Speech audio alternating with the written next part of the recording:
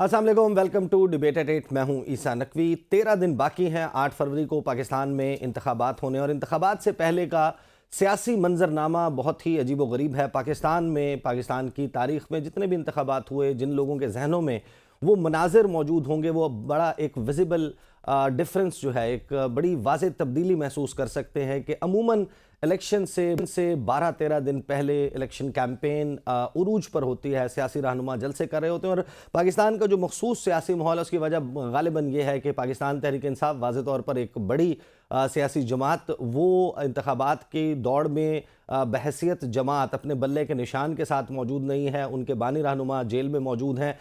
दूसरी तरफ है मियाँ मोहम्मद नवाज शरीफ, वो रूनुमाई करते हैं और उसके बाद गायब हो जाते हैं। गुज़श्ता रोज़ उन्होंने ननकाना साहब में जलसा किया, उससे पहले मानसेरा में, उससे पहले हाफजाबाद में।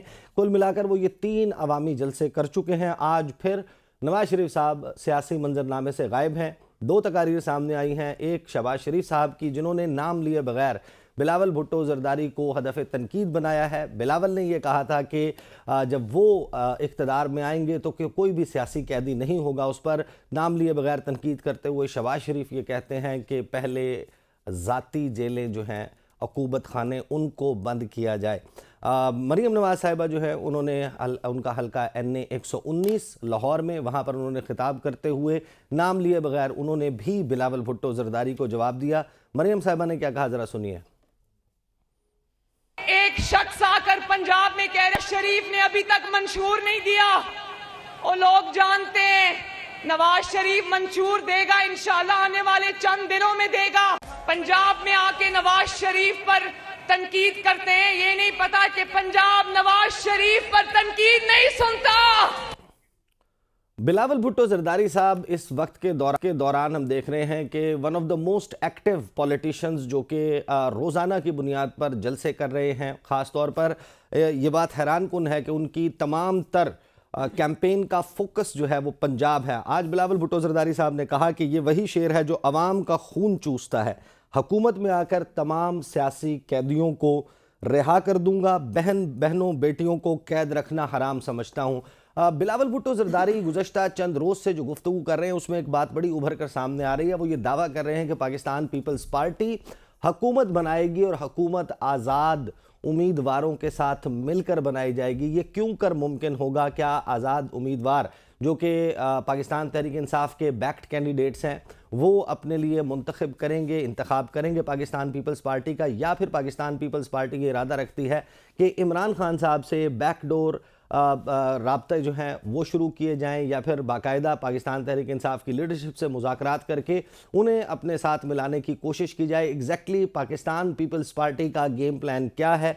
इन तमाम मामलात के ऊपर आज प्रोग्राम में बात होगी। मुझे ज्वाइन कर रहे हैं आगाज़ में स्टूडियोज़ में मेरे साथ हाफिज़ एहसान खोकर साहब मौजूद हैं, लेकिन गुफ्तगू का आगाज़ जो है वो मैं नदीम अफजल चंद साहब से करूँगा। मसरूफ़ भी हैं, अपने हल्के में कैंपेन भी कर रहे हैं, पाकिस्तान पीपल्स पार्टी के रहनुमा। चंद साहब, बिलावल भुट्टो जरदारी किस बुनियाद पर दावा कर रहे हैं कि आप लोग हुकूमत बना पाएंगे, और वो भी आज़ाद उम्मीदवारों के साथ मिलकर?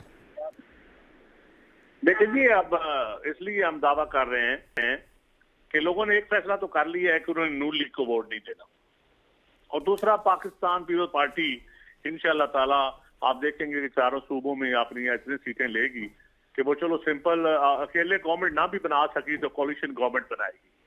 और कोलिशन गवर्नमेंट इस वक्त अगर सारे कोलिशन पार्टनर्स के पास अगर चॉइस हो उनके सामने, खा वो KPK से हो, बलोचिस्तान से हो या पंजाब से हो, तो उनकी फर्स्ट चॉइस नून नहीं है। उनको पता है कि पीपल्स पार्टी कोलिशन पार्टनर्स को इज्जत देती है, पीपल्स पार्टी छोटी जमातों को इज्जत देती है, पीपल्स पार्टी रीजनल जमातों को, माइनॉरिटीज को इज्जत देती है।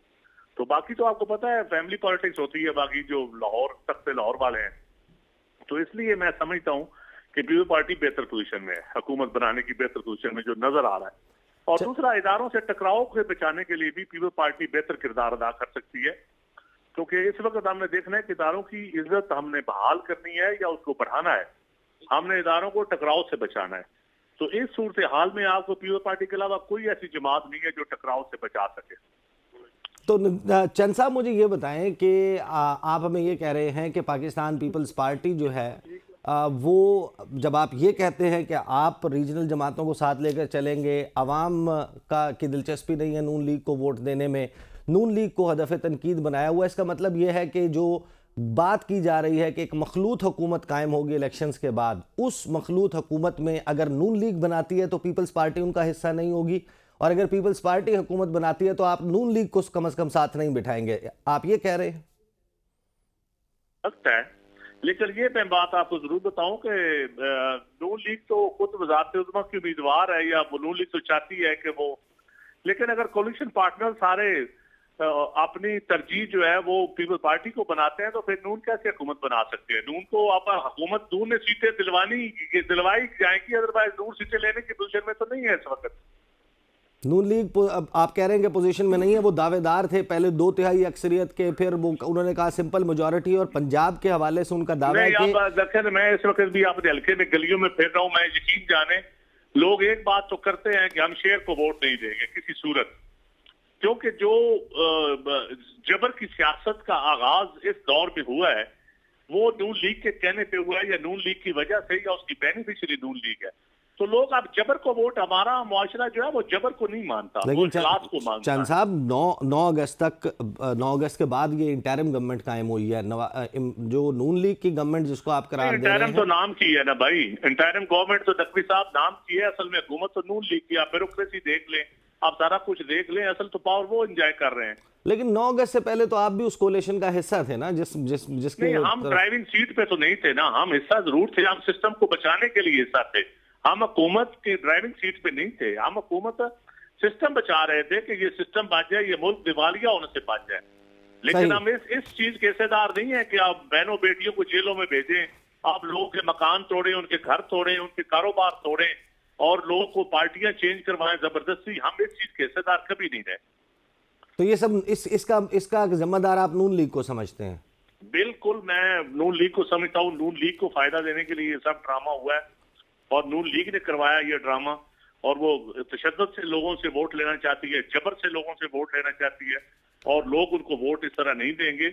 आप पंजाब में पटवारी से लेकर चीफ सेक्रेटरी आईजी तक सब ब्यूरोक्रेसी देख लेना जरा। तो चंद साहब, जब आप ये कहते हैं, बिलावल भुट्टो जरदारी ये कहते हैं कि हम आज़ाद उम्मीदवारों को साथ मिलाएंगे, आज़ाद उम्मीदवारों को मिलाने के 2 तरीके हो सकते हैं कि एक तो ये कि आप उन्हें कोई ऑफर दें कि आप 8 बंदे ले आए, हम आपको फलां वजारत दे देंगे, आप 4 बंदे ले आए, हम आपको वज़ीर मुमलिकत बना देंगे, किसी को आप कमेटी का वादा करेंगे, किसी को पार्लिमानी सेक्रेटरी बनाने का, किसी को मशीर, किसी को मुअव्विन खुसूसी। एक तो तरीका ये है कि दबाव या लालच के तहत ये लोग पीपल्स पार्टी को ज्वाइन कर लें। दूसरा तरीका ये है कि आप राब्ता करेंगे उस जमात के साथ जिनकी बैकिंग के साथ वो आज़ाद उम्मीदवार इलेक्ट हो रहे हैं। क्या एग्जैक्टली स्ट्रेटेजी है कि आप लोग पीटीआई के साथ कोई राब्ते में हैं, राब्ता इस्टेब्लिश हो रहा है इस हवाले से? देखिए, हम अगर काफ लीग के साथ चौधरी परवेज लाई को हम डिप्टी वज़ीर आज़म बना सकते हैं इस मुल्क में जमहूरियत की बहाली के लिए, जमहूरियत को तसलसल बरकरार रखने के लिए। जब नून लीग तो हमें 6 महीने बाद छोड़ गई थी, हमारी गवर्नमेंट जरा हिस्ट्री पढ़े ना, पंजाब की वजारत आला और लेने के बाद फेडरल गवर्नमेंट 6 महीने बाद छोड़ गए थे, क्योंकि मुल्क मुश्किल हालात में था। तो फिर हमें उस मजबूरी की हालत में चौधरी परवेज लाई और काफ लीग को साथ लेना पड़ा, और हमने चलाई हुकूमत। तो अभी भी अगर मजबूरी की हालत में कुछ भी, इस मुल्क को हमने सिस्टम चलाना है, इस मुल्क के हालात को बेहतर करना है, इस मुल्क की मैशत ठीक करनी है, गुर्बत, महंगाई और अपने मैनिफेस्टो पे अमल करना है, उसके लिए फिर आपको पॉलिटिकल जमातों से डायलॉग तो करने पड़ेंगे, क्या इंडिविजुअल से करें या पॉलिटिकल पार्टी से करें। इसमें तो कोई कदगन तो नहीं है, ना कोई हरफ आखिर है। तो गोया आप ये समझते हैं कि पीटीआई अभी नो गो एरिया नहीं है, पीपल्स पार्टी उनके साथ चल सकती है?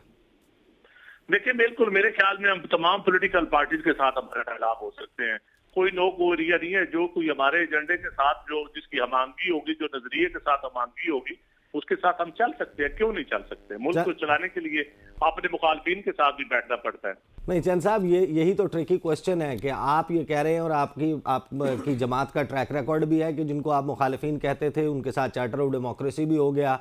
2008 की हुकूमत भूरबन मुआहदे के नतीजे में एक मखलूत हुकूमत बनी, उसमें वो आपका हिस्सा थे।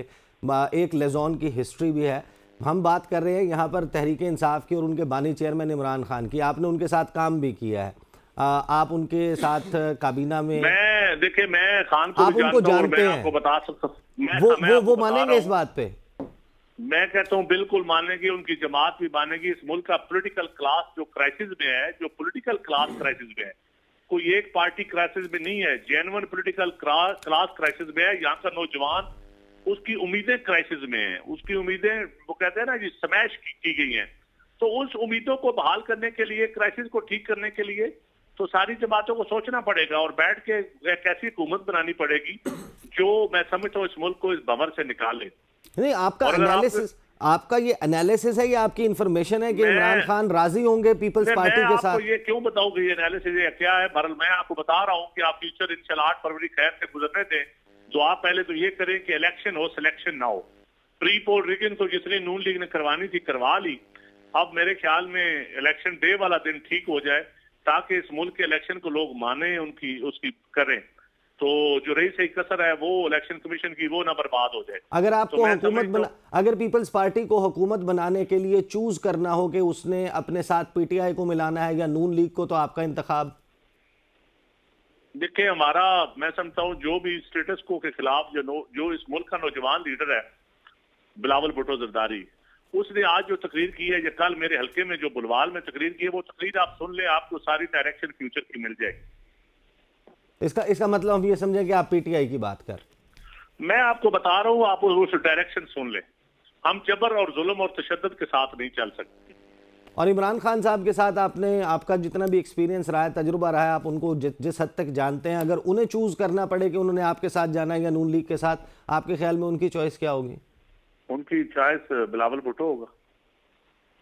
अच्छा, आपको लगता है कि ये होगा? अब ये जाहिर है कि ये इसमें एक मौमा अगर आप वो हल कर दें, अगर आप बताना चाहें, जिस वक्त खान साहब को वजीराबाद वाला वाक़या हुआ, उनको गोली लगी, गालिबन बिलावल भुट्टो जरदारी जाना चाहते थे उनकी अयादत के लिए, ये क्यों नहीं हो पाया था? देखें वो तो पता नहीं, मैंने तो खुद उनको मशवरा दिया था लेकिन वो नहीं जा पाए। और मेरे ख्याल में उस वक्त भी आप बिलावल साहब की स्टेटमेंट देख रहे, उन्होंने कहा था ये सियासत पर हमला है। देखिए आपने इस मुल्क को भंवर से निकालना है ईसा, ये मुल्क क्राइसिस में है, कॉन्स्टिट्यूशन क्राइसिस में है, यहाँ की डेमोक्रेसी क्राइसिस में है। इसको निकालने के लिए इस वक्त बिलावल की सोच जो है, उस सोच को प्रिवेल करना पड़ेगा, उसके साथ खड़ा होना पड़ेगा। सही। एहसान अफजल साहब, मैं आपसे गुफ्तगू से पहले आपको कुछ सुनवाना चाहता हूँ। साबिक वज़ीर आज़म हैं पाकिस्तान के शाहिद खाकान अब्बासी साहब, आज उन्होंने 8 फरवरी के इंतखाबात के हवाले से जो बात की है वो गालिबन बहुत ही गौरतलब है। प्रोड्यूसर साहब ज़रा सुनवाइए शाहिद खाकान अब्बासी क्या कह रहे हैं। ये मुल्क की बदनसीबी है कि आज इस मुल्क के इलेक्शन नैब, एंटी करप्शन डिपार्टमेंट, पुलिस, ये आज इलेक्शन लड़ रहे हैं। कि ऐसे इलेक्शन का जो मुल्क को इंतशार और ख़राबी के अलावा कुछ नहीं देगा, कम से कम इस बुराई के अंदर मैंने हिस्सा नहीं डाला। ये बड़ी मुश्किल बात है कहना कि आज वो लोग जो इलेक्शन नहीं लड़ रहे उनको इन महकमे को बुलाया जाता है।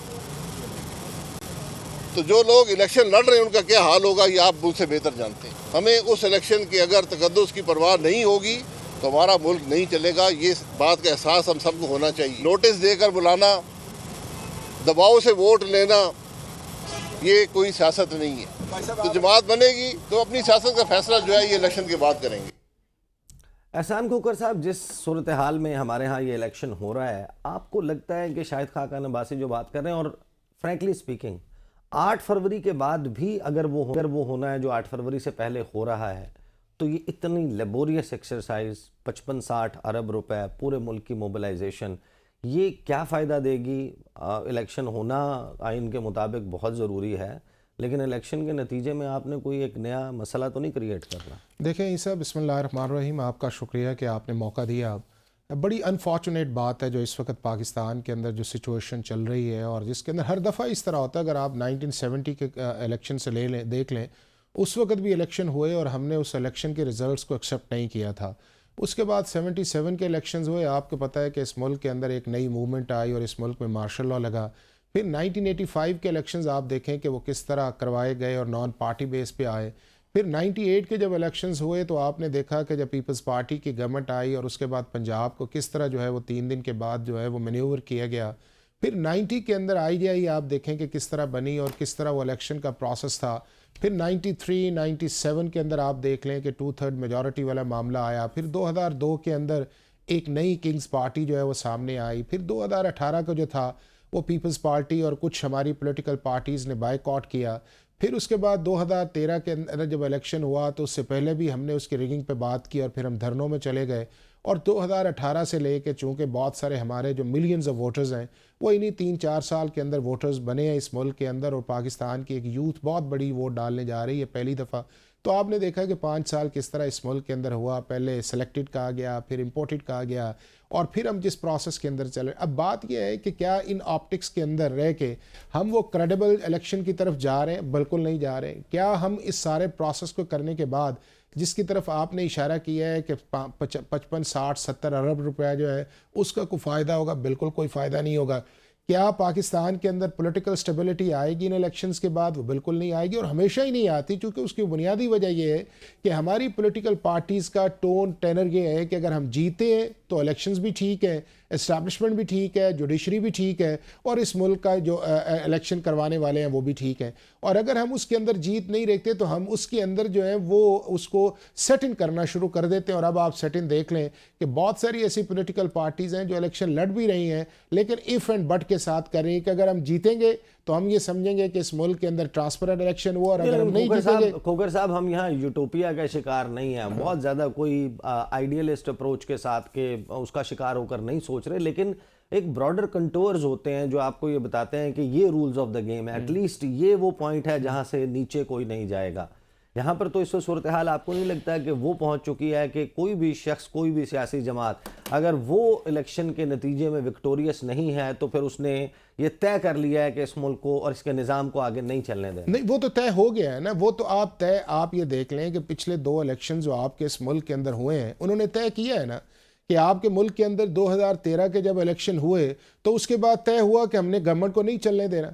उसके बाद जब 2018 के इलेक्शंस हुए तो तय हुआ कि हमने इस गवर्नमेंट को नहीं चलने देना, और उसी का आप रिजल्ट्स देखें कि आपको वोट ऑफ नो कॉन्फिडेंस के अंदर गए और एक गवर्नमेंट चली गई, और 9 अप्रैल 2022 से इस मुल्क के अंदर एक पॉलिटिकल और कॉन्स्टिट्यूशनल क्राइसिस चल रहा है। अब इसका जो सबसे बड़ा इफेक्टी कौन है इस सारी एक्सरसाइज का?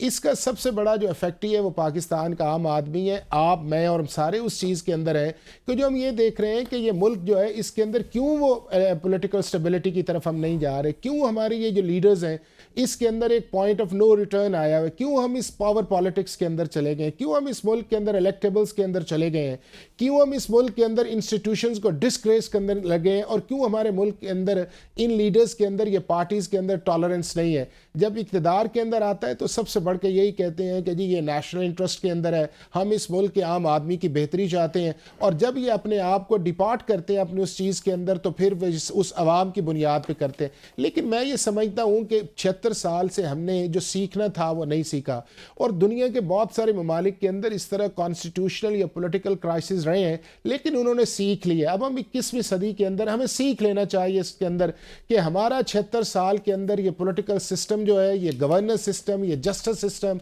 या हमारी पार्लियामेंट जो है, या और इंस्टीट्यूशन है जिसमें हमारी जुडिशरी भी है, या हमारे उसके नीचे जो इदारे हैं वो काम नहीं कर सके, तो हमें इसके लिए अब एक सिम्मत की तरफ जाना चाहिए। और वो सिम्मत इस तरह की हो कि ये सारे लोग सबसे पहले इस चीज़ पे बैठ से कि ये इस मुल्क का इंसाफ का निज़ाम है, इस मुल्क के अंदर इलेक्ट्रोल, जिसने आपने कहा है ना कि बेसिक कॉन्ट्रीब्यूंस क्या होंगे कि इस मुल्क के अंदर अगर आपने फ्री फेयर ट्रांसपेरेंट इलेक्शन की तरफ जाना है तो मिनिमम स्टैंडर्ड्स तो आना चाहिए ना, मिनिमम लेवल प्लेइंग फील्ड तो आनी चाहिए उसके अंदर। उसके बाद हमारा इंसाफ का निज़ाम, हमारी गवर्नेंस, हमारी इकॉनमी, हमारी हेल्थ। आपके मुल्क के अंदर तकरीबन 3 करोड़ बच्चा जो है वो स्कूल से बाहर है, 5.5 करोड़ के करीब आपकी जो है वो बच्चे जो हैं वो स्टंटेड ग्रोथ पे हैं। आपका 16 से लेके 30 साल तक 60% आबादी जो है वो आपकी यूथ पे, 60% आपकी आबादी 2 वक्त का खाना नहीं खा सकती। इससे हमारे बहुत बड़े इश्यूज हैं, और मैं ये समझता हूँ कि जिस प्रोसेस के अंदर हम जा रहे हैं ये इन इश्यूज को ना एड्रेस करेगा, ना इन इश्यूज को काम डाउन करेगा। इसका एक ही तरीका ये है कि हमें इससे पहले थिंक ओवर करना चाहिए, बड़ा दिल करना चाहिए, बड़ा दिमाग करना चाहिए, और इस मुल्क का जो नेशनल इंटरेस्ट है उसे सुप्रीम करना चाहिए। सही। खोकर साहब मुझे ब्रेक लेनी है, बाद वापस आएंगे तो बात करेंगे कि पाकिस्तान तहरीक इंसाफ जिसके लिए सूरत हाल इस वक्त बहुत मुश्किल हो चुकी है, वो अपने आज़ाद उम्मीदवारों के हवाले से अब कुछ हल्फ की वीडियोज़ आ रही हैं कि उनके कैंडिडेट आते हैं, हल्फ उठाते हैं कि हम अपनी पार्टी से गद्दारी नहीं करेंगे, लेकिन आईनी और कानूनी तौर पर क्या तहरीक इंसाफ के पास कोई रास्ता है कि जो लोग इलेक्ट हो जाते हैं उनको किसी और सियासी जमात में जाने से रोका जा सके? इस हवाले से लाहौर हाई कोर्ट को भी तहरीक इंसाफ ने अप्रोच किया है। ये मामला एग्जैक्टली किस तरीके से अनफोल्ड होगा, इस पर बात करेंगे आफ्टर द ब्रेक।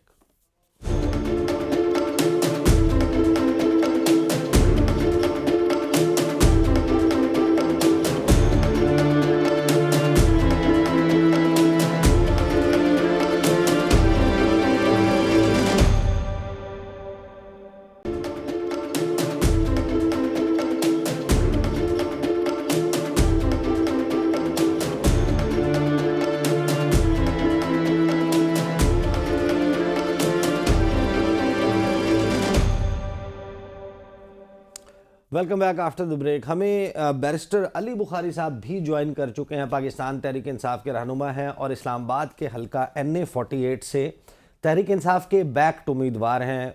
आज़ाद हैसियत में इलेक्शन लड़ रहे हैं। उनका सिंबल जो है वो इंटरेस्टिंगली पैराशूट है और तहरीक इंसाफ का ये भी कहना है कि जो उनके बैक्ड उम्मीदवार हैं उनको जानबूझकर कुछ इस किस्म के अजीबोगरीब सिंबल्स अलॉट किए गए हैं जो उनके खिलाफ एक नेगेटिव कैंपेन के लिए इस्तेमाल हो सकें। पाकिस्तान के सियासी मंजरनामे पर बात होगी। बैरिस्टर साहब, मुझे ये बताइए कि बिलावल भुट्टो जरदारी जो दावा कर रहे हैं कि आपके जो आज़ाद उम्मीदवार हैं उनके साथ मिलकर हम हुकूमत बनाएंगे, आप लोग हल्फ भी दे रहे हैं कि हम पार्टी के साथ वफादार रहेंगे, इमरान खान को नहीं छोड़ेंगे, मुनहरिफ नहीं होंगे। ये तो चलें हल्फ वाली बात है। ये बताएं कि आपके पास क्या आईनी और कानूनी कोई इसका तोड़ मौजूद है कि आपके लोग जो इलेक्ट हो जाते हैं, जो इमरान खान के नाम पर वोट मांग रहे हैं, वो किसी और सियासी जमात को ज्वाइन नहीं करेंगे? लेकिन ये तो बड़ी सिंपल सी बात है जी कि हमारा जो नॉमिनेशन पेपर सबमिट हुए उस नॉमिनेशन पेपर्स के ऊपर लिखा हुआ है पाकिस्तान तहरीक इंसाफ, और Pakistan Tehreek Insaf as a party आज भी एग्जिस्ट कर रही है। इवन एंड अदरवाइज अगर आप सुप्रीम कोर्ट का ऑर्डर भी पढ़ें उसमें सिंबल गया है, पार्टी को बैन नहीं किया गया, पार्टी एग्जिस्ट कर रही है आज भी। तो जो कोई as per supreme court order कुछ लकूनाज हुए या जो चीजें हो तो ओवरकम किसी टाइम भी हो सकती हैं। सो जो तो इशू ही कोई नहीं है कि जी आप आजाद हैसियत में आए हैं लेकिन आप PTI का टिकट सबमिट करा के आए हैं और आपके फॉर्म्स के ऊपर लिखा हुआ PTI। तो क्या इसका मतलब हम ये समझें कि आप मुझे ये बता रहे हैं कि आपके लोग जो इलेक्ट हो जाएंगे वो जब कौमी असम्बली जाएंगे तो उनकी शनाख्त जो है वो आज़ाद नहीं होगी बल्कि PTI के MNA के तौर पे होगी? देखें, मैं यही चीज आपको समझा रहा हूँ। अभी सलमान अकबर राजा साहब ने इसके ऊपर एक पिटीशन भी की है कि हमारा पार्टी स्टेटस तो मौजूद है, हमें तो आज़ाद कर दिया गया, सिंबल ले लिया गया तो हम आज़ाद हो गए। अब फॉर एग्जाम्पल आपको मैं एक एग्जाम्पल देता हूँ। हमारी पार्टी से फॉर एग्जाम्पल 10 बंदों ने पेपर सबमिट किए जी, सबने PTI लिखा, टिकट तो एक को मिलना था, टिकट मुझे मिला, मैंने टिकट सबमिट किया पार्टी का, बाकी 9 को भी तो सिंबल आपने अलॉट किए हैं, तो उनकी हैसियत क्या होगी? आजाद की। इन्होंने वो क्राइटेरिया हमारे ऊपर लगा दिया कि जी पार्टी तो मौजूद है, पार्टी का टिकट तो है, लेकिन बल्ला साइन क्योंकि चला गया इनका सिंबल, इसलिए अब ये आजाद कंसिडर हो जाएंगे। अब जो इस पे नेक्स्ट सवाल आपने किया था वो तो पार्टी पॉलिसी है, जो पार्टी पॉलिसी होगी, जो MNA जीत के जाएगा PTI के प्लेटफॉर्म से एज आजाद, वो पार्टी पॉलिसी फॉलो करेगा। इसमें तो बड़ी सिंपल सी बात है, कोई रॉकेट साइंस तो नहीं है। लेकिन उसकी शनाख्त जो है वो आज़ाद उम्मीदवार के तौर पर होगी या वो हैसियत बरकरार रख सकता है या 3 दिन के अंदर अंदर उसे कोई और सियासी जमात ज्वाइन करनी है? नहीं, वो अपोजिशन में भी बैठ सकता है, ऐसी बात नहीं है कि सियासी जमात करके वो इक़्तिदार आला में एज अ गवर्नमेंट साइड पे बैठेगा, वो इंडिपेंडेंट उसमें भी बैठ सकता है, आप अपोजिशन में भी। सही, इसके ऊपर ज़ाहिर है कि मुख्तलिफ आराम मौजूद है। आप मुझे ये बताइए कि हमने देखा कि बानी तहरीक इंसाफ इमरान खान साहब जो हैं उन्होंने अपने उम्मीदवारों से ये कहा कि आप लोग इतवार के दिन बाहर निकलें, कैंपेन का भरपूर कैंपेन का आगाज़ कर दें। तो आप लोग इसके हवाले से कोई तैयारी कर रहे हैं या फिर जो अब हमने देखा कि इस्लामाबाद हाई कोर्ट से फ़ैसला आ गया, जो 3 MPO के हवाले से बाबर सत्तार साहब का फ़ैसला था, उसे आर्जी तौर के ऊपर इख्तियारात डिप्टी कमिश्नर्स को दे दिए गए हैं कि वो मेंटेनेंस ऑफ पब्लिक ऑर्डर के तहत जो है वो नज़रबंदी के अहकाम जारी कर सकते हैं, तो अब उसकी वजह से शायद आप लोग नहीं निकलेंगे। एग्जैक्टली क्या कैंपेन किस तरह की चल रही है? देखिए जी, कैंपेन तो मैं आपको बड़ा सीधा बता रहा हूँ जी। मैं इस्लामाबाद में NA 48 से कैंडिडेट हूँ। मेरे मुकाबले में जब मैंने कैंपेन स्टार्ट की तो इतनी मेरी अच्छी कैंपेन थी, हाई फाई कैंपेन थी कि आपके मुस्लिम लीग के एक बड़े लीडर तारक फजल चौधरी साहब को ये हल्का छोड़ना पड़ा और उनको 47 में जाना पड़ा। और यहाँ से उनका कोई कैंडिडेट नहीं है उनका मेरे सामने। जो हमारा एक लूटा भागा हुआ था उसको उन्होंने आजाद कैंडिडेट करके और उसकी सपोर्ट कर दी, सिर्फ ये क्रिएट करने के लिए कंफ्यूजन कि जी ये भी आजाद कैंडिडेट है और अली बुखारी भी आजाद कैंडिडेट है, ताकि लोगों को कंफ्यूज किया जा सके। और आप देख लें, आज की डेट में भी देख लें कि मेरी कॉर्नर मीटिंग्स जो हो रही हैं वो सबसे ज्यादा हो रही हैं। लकली मेरा जो हल्का है इसमें 200+ पिंडी इस्लामाबाद से वकला भी मौजूद हैं जो अपने घरों के अंदर मीटिंग करते हैं। सारी इंडोर मीटिंग्स हुई, हमें रैली जलसा की कोई इजाजत नहीं दी जा रही। बानी पीटीआई इमरान खान साहब जो हैं उनकी हमें कोई तस्वीर लगाने की इजाजत नहीं है, बल्ला लगाने की इजाजत नहीं है। उसके ऊपर ट्विन कलर्स का पैनाफ्लेक्स या ट्विन कलर का जो है वो लगाने की इजाजत नहीं है। जो हमारे अगेंस्ट जो हमारा कैंडिडेट थे वो जो अभी आजाद हैसियत से लड़ रहे हैं प्रेसिंग में, उनके साथ पीछे पुलिस का एक डाला होता है जो उनको स्क्वाड कर रहा होता है जहां वो जाते हैं। बट इवन अदरवाइज लोगों के इंशाल्लाह ऐसा जोश और वलवला है कि इनकी जमानतें जब्त हो जाएंगी। आई टेल यू, मेरी बात याद रखिए। सही। अच्छा बुखारी साहब मेरे साथ रहिएगा, आई कम बैक टू यू। हमारे साथ हाफिज एहसान खोखर साहब भी मौजूद हैं। खोखर साहब, इसके हवाले से अब जाहिर है कि एक डिवाइडेड लीगल ओपिनियन है। कुछ लोग कहते हैं कि तहरीक इंसाफ के जो लोग हैं वो तहरीक इंसाफ ही का हिस्सा कहलाएंगे, वो पार्टी पॉलिसी से डेविएट नहीं कर सकते। 2018 में जब सेनेट के इंतखाबात से पहले सुप्रीम कोर्ट ऑफ पाकिस्तान से फैसले के नतीजे में मुस्लिम लीग नून से पार्टी सिंबल और टिकट्स उनके वापस हुए थे। आज भी जब हम जाके सेनेट की वेबसाइट खोलते हैं तो मुसद्दिक मलिक साहब हों, दीगर जो सेनेटर्स हैं, इरफान सिद्दीकी साहब हैं, मुशाहिद हुसैन सैयद हैं, वो इंडिपेंडेंट कैंडिडेट्स के तौर पर इंडिपेंडेंट हैं वो सेनेटर्स। तो इन दिस केस पीटीआई जो क्लेम कर रही है और कि हमारे पास कानूनी बंदोबस्त पूरा है, आप एग्री करते हैं उससे? इससे दो इसके अंदर चीज़ें, एक ये है कि किसी भी पार्टी का मेंबर होना और उस पार्टी के साथ मिल के इलेक्शन लड़ना, ये एक और बात है। और दूसरा ये है कि किसी पार्टी के इलेक्शन सिंबल पे लड़ के पार्लियामेंट के अंदर जाना, उसके और कॉन्सिक्वेंस है, लीगल कॉन्सिक्वेंस है और लीगल बेनिफिट्स हैं। अगर आप किसी पार्टी के सिंबल पे इलेक्शन लड़ के पार्लियामेंट के अंदर जाते हैं तो आपको 3 एडवांटेज है। नंबर 1 एडवांटेज ये है कि आप अपनी रिज़र्व सीट्स ले सकते हैं जो मिनॉरिटीज़ की हैं और वुमेन सीट्स की, तकरीबन 70 के करीब ये सीट्स हैं। उसके बाद ये है कि जब आप अंदर जाते हैं आपके मेंबर्स जो हैं तो उनके ऊपर आर्टिकल 63A का एक क्लॉज लगता है कि 4 ऐसी चीज़ें हैं कि जिनकी वजह से वो शख्स अगर पार्टी डायरेक्शन को वायलेट करता है या पार्लियामेंट्री पार्टी के हेड को वायलेट करता है तो वो पाकिस्तान की असेंबली का मेंबर नहीं रह सकता। और वो है आपकी वोट ऑफ कॉन्फिडेंस। जब आपने प्राइम मिनिस्टर या चीफ मिनिस्टर को इलेक्ट करना है, वो आपका मनी बिल है, वो आपका कॉन्स्टिट्यूशनल बिल है और वो आपका वोट ऑफ नो कॉन्फिडेंस है। अब ये चीज़ें जो हैं वो उसी सूरत अवेलेबल होती हैं कि अगर आप किसी पार्टी सिंबल के ऊपर इलेक्शन लड़के जाएं। अब दूसरी सिचुएशन ये है कि 2002 के अंदर जनरल मुशर्रफ के दौर से जब ये आई थी, स्पेशल सीट्स आई, विमेन की आई, तो उसके अंदर उनका चूँकि डायरेक्ट इलेक्शन नहीं है तो उनको आपने प्रोपोर्शंस की बुनियाद पे किया हुआ है कि जितनी आपकी MNAs की सीट आप लेके आएंगे उसके मुताबिक आपको डिवाइड कर दिया जाएगा। अब उसके अंदर कॉन्स्टिट्यूशन के अंदर आर्टिकल है 51(5), उसके अंदर ये लिखा हुआ है कि अगर कोई शख्स जो है वो बगैर किसी पार्टी के इलेक्शन लड़के आता है, यानी कि सिंबल पे लड़के नहीं आता और वो इंडिपेंडेंट कैंडिडेट्स के तौर पे आता है, तो उसके पास 3 दिन के लिए 2 ऑप्शन है। एक उसका ऑप्शन ये है कि वो किसी भी पॉलिटिकल पार्टी को ज्वाइन कर सकता है और दूसरा ये है कि वो अपना स्टेटस रिमेन इंडिपेंडेंट रख सकता है। अब उसके अंदर ये है कि अगर वो अपना स्टेटस जो है वो पार्टी के साथ ज्वाइन कर लेता है तो पार्टी की जितनी रिस्ट्रिक्शंस हैं जिसको वो ज्वाइन करे, जो पार्लियामेंट के अंदर है, उसको फॉलो करना पड़ेगा, वोट देना है। और अगर वो फॉलो ऐसा नहीं करता तो आर्टिकल 63A के नीचे जाके वो डिस्क्वालीफाई हो सकता है।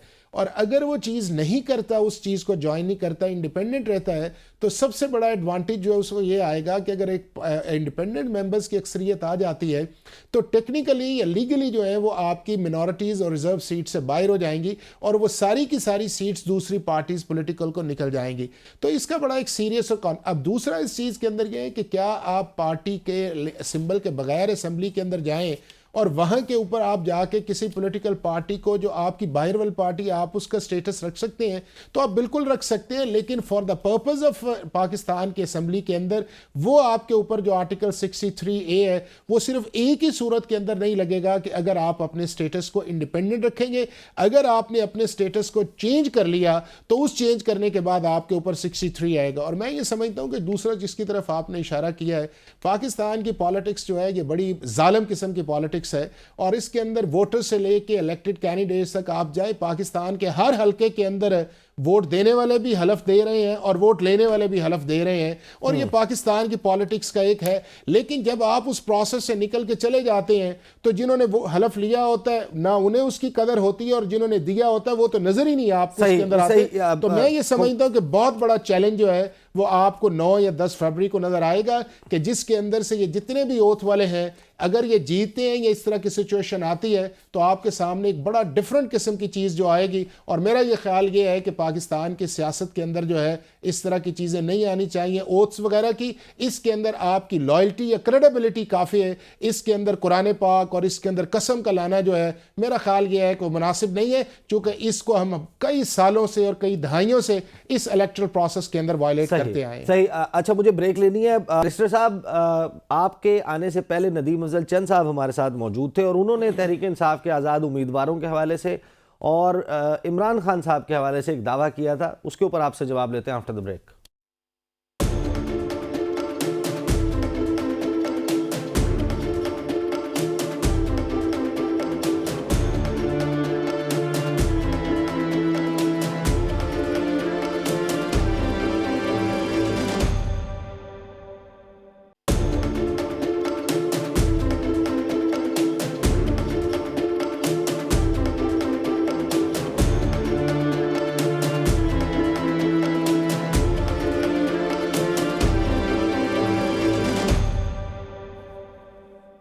Welcome back after the break.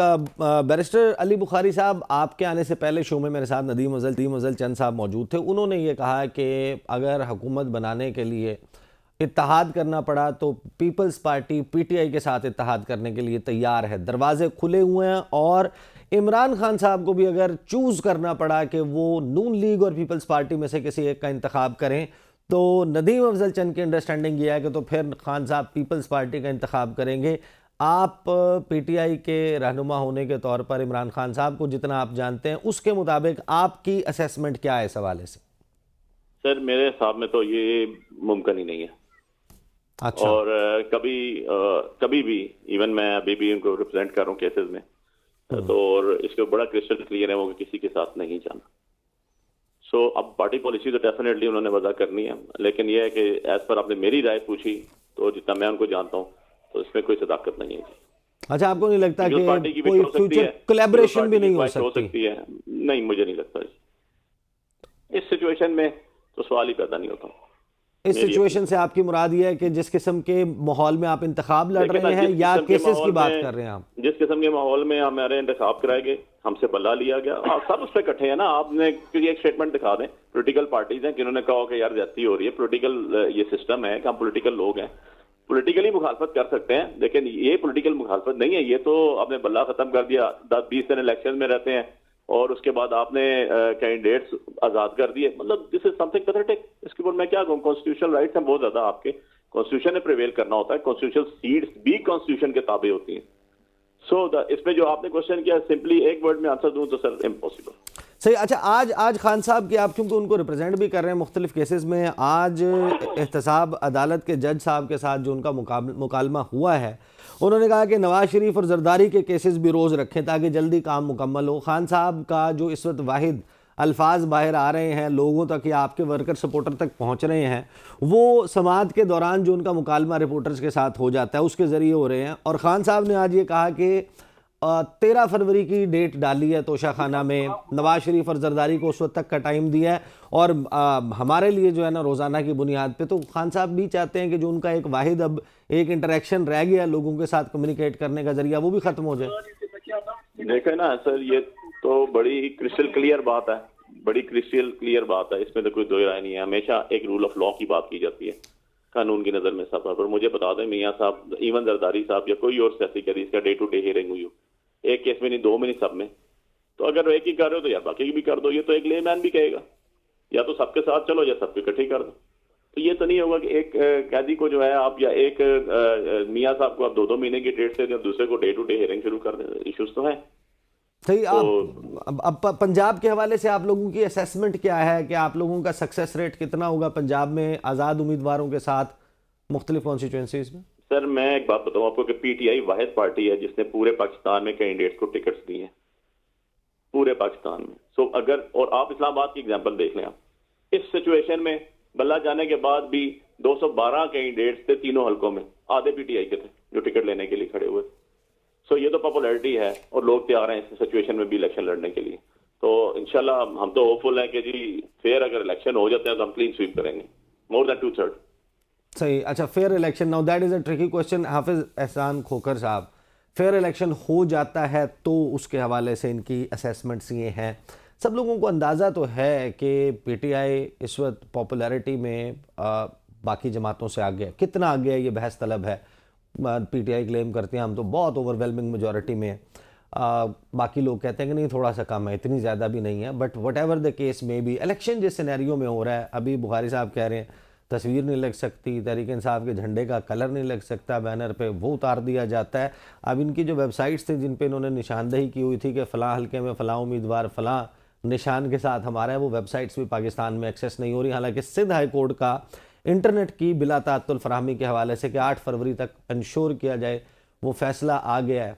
तो इस सूरत हाल में इलेक्शन, आपको क्या लगता है कि इसके बावजूद पीटीआई के चांसेस कोई स्ट्रॉन्ग हैं इन इलेक्शंस में? देखें, इसका ये सारा डिपेंड करेगा, क्योंकि जिस एक हॉस्टाइल एनवायरनमेंट के अंदर हम पिछले 1.5-2 साल से रह रहे हैं, और अगर ये देखा जाए तो ये सिलसिला जो था ये 2013-14 से चल रहा है। अब जिस तरह की हमारी आईटी टेक्नोलॉजी आ गई, अपार्ट फ्रॉम डैट कि जो इसका पॉलिटिकल एस्पेक्ट किसी भी इलेक्शन सिंबल का होता है, और आज सुप्रीम कोर्ट ऑफ पाकिस्तान की जजमेंट भी आ गई है जो 38 सफ़ात पे मुश्तमिल है, जिसके अंदर बहुत सारी चीज़ें ऐसी हैं कि अगर पीटीआई इनको टाइमली एड्रेस कर लेती तो शायद वो नौबत ना आती, लेकिन पॉलिटिकल एस्पेक्ट उसको छोड़ दें। लेकिन आपके आज के दौर के अंदर जो टेक्नोलॉजी भी है या इस तरह की चीज़ें हैं जो पास ऑन हो जाती हैं, और आपकी बहुत बड़ी तादाद जो है वो आपकी यूथ है जिस तक मैसेज पहुंच चुका है। लेकिन अल्टीमेटली ये डिपेंड करेगा उस चीज़ के अंदर कि बैलेट तक आपका ट्रांसलेशन किस हद तक होती है, कि पाकिस्तान के किस तबका, कितना यूथ, कितने दूसरे लोग जो हैं वो पोलिंग स्टेशन तक जाते हैं।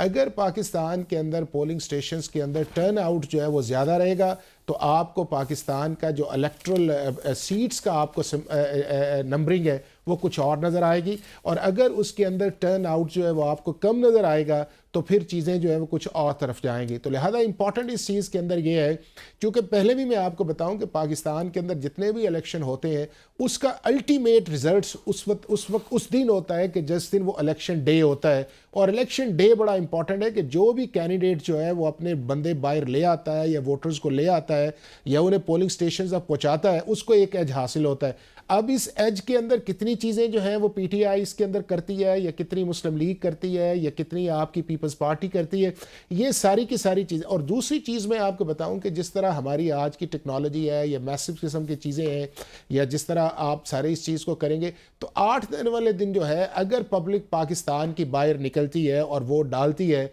तो उस वोट की कास्टिंग को फिर छुपाना जो है वो बड़ा मुश्किल हो जाएगा। चूंकि अगर आप एक वक्त कम रह गया, कोई कमेंट मुझे आपका चाहिए कि अब पीटीआई जो है वो सेक्शन 215 इलेक्शन एक्ट 2017 का उसको अल्ट्रा वायरीज ऑफ कॉन्स्टिट्यूशन करार देने के लिए वो भी अदालत को रुजू कर रही है। आपको लगता है कि ये अब बहुत देर हो गई है इसके लिए, और इसका फ़ायदा कम से कम 8 फरवरी के इंतखाब के लिए तहरीक इंसाफ को नहीं होने लगा, या is there still a chance? देखें, ऐसा ना इसका 8 फरवरी का इसका एडवांटेज होगा, और ना ही जितनी देर ये अगली असेंबली चलेगी उसका एडवांटेज ये आएगा। आप ये देखिएगा कि ये जितने भी कैंडिडेट्स आएंगे इनकी मेजॉरिटी जो आएगी, अगर ये आते हैं तो ये किसी न किसी पॉलिटिकल पार्टी को ज्वाइन करेंगे, और आपके पास वेरी माइनर एक नंबर ऐसा होगा जो आपका इंडिपेंडेंट होगा। तो लिहाजा इस चीज़ का कि वो वायरीज वाली है, और वायरीज वाली बात मैं आपको बताऊं कि अगर पिछले 5 साल से वो वायरीज नहीं चैलेंज हुई है, उसका हुआ भी नहीं है, तो वो नियर फ्यूचर के अंदर भी उसका इम्कान नहीं है। ये सारी की सारी चीज़ें जो हैं वो सिर्फ हम डिबेट के लिए तो रख सकते हैं, लेकिन अब उसके जो कॉन्सिक्वेंसेज आएंगे या जजमेंट आएगी वो और चीज़ है। और ये कभी भी नहीं हो सकता कि पाकिस्तान का सुप्रीम कोर्ट या हाई कोर्ट सिर्फ इस बुनियाद के ऊपर 215 को कहे कि अगर आप इंट्रा पार्टी इलेक्शन नहीं करवाते तो आपसे इलेक्शन सिंबल नहीं लिया जा सकता। ये पार्लियामेंट का ही प्रेरोगेटिव है, और जब इलेक्शन एक्ट 2017 था तो पीटीआई के पास एक अपॉर्चुनिटी थी कि 2018 के अंदर उसको रिमूव करते, नहीं हुआ। लिहाजा आइंदा भी जो है मैं नहीं समझता कि इसके बड़े कम चांसेस हैं। खोखर साहब, वक्त खत्म हो गया, वरना मैं आपसे ये लेता इस बात के ऊपर कि आइन का आर्टिकल 8 ये कहता है कि जो बुनियादी हुकूक हैं उनके खिलाफ कोई भी कानून होगा या उसका इतलाक हो आर्टिकल रहा होगा 17 है ना, तो आर्टिकल 17 आर्टिकल 8 तो 8 वो भी है, कानून 17 भी वॉइड है। तस्वुर होगा। जब आर्टिकल 8 जो है आइन का ये कहता है कि ऐसी कोई कानून नहीं बन सकता जो बुनियादी नहीं, हकूक की खिलाफ नहीं वर्जी सर, 8 इसलिए करता नहीं हो। है, इसे नहीं है। 8 के अंदर भी सर्टेन रिस्ट्रिक्शंस हैं कि अगर लॉ इंपोज करता है और अगर किसी पॉलिटिकल पार्टी को कहा जाए कि आप मैं ये कह रहा हूं कि इंट्रा मैं ये पार्टी बहस इलेक्शन करता अगर मेरे पास वक्त होता। अलबत्ता जो आर्टिकल 17 है वो क्या कहता है, वो ये कहता है कि अगर किसी जमात को कलअदम करार देना है उसका तरीकाकार ये है कि एक वो भी समरी आज जाएगी, सुप्रीम कोर्ट ने वो एक्सप्लेन कर दिया है समरी उसको। जाएगी और समरी के ऊपर सुप्रीम कोर्ट फैसला करेगी। तो इस मामले के ऊपर जाहिर है कि ये बहस चलती रहेगी। एक ऐसा इलेक्शन है जिसके ऊपर बहुत से तनाज़ात खड़े हो गए हैं। उम्मीद ये करनी चाहिए कि 8 फरवरी के इलेक्शन के नतीजे में इस्तेहकाम आएगा और एक मजबूत हुकूमत पाकिस्तान को मसाइल के इस अंबार से निकालेगी। अब तक के लिए इतना ही, मुझे इजाज़त दीजिए। अल्लाह हाफिज़।